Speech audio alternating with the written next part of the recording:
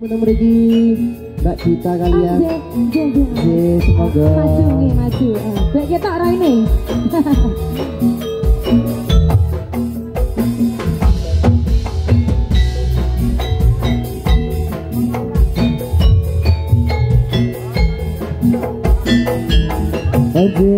pengairan Mas Panitia. Aku wis ngaku salah kondo saknyatane saka ati ramong ana lambe yen disine ati enggal disirami yo adem kaya dewi. Mbok wis aja sujana aja nyiksa raga tresno kuwi mesti ana gedhe mawa sing ning dada enggak dilarano ya ben tentrem kaya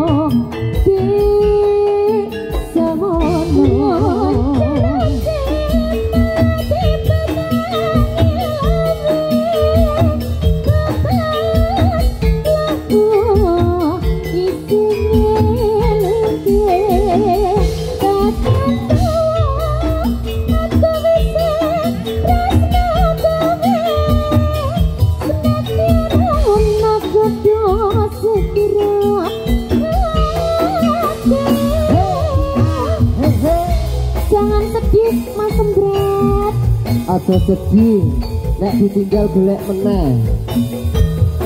Oh adik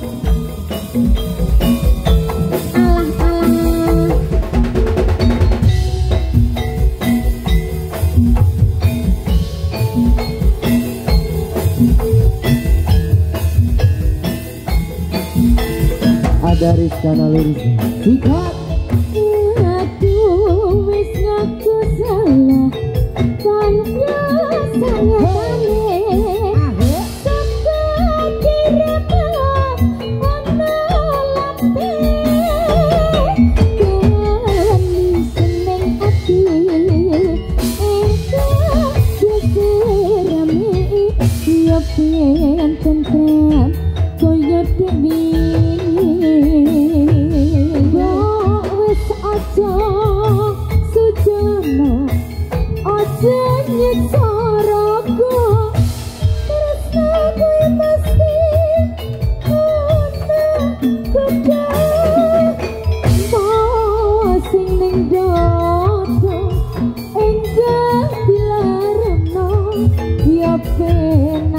kaya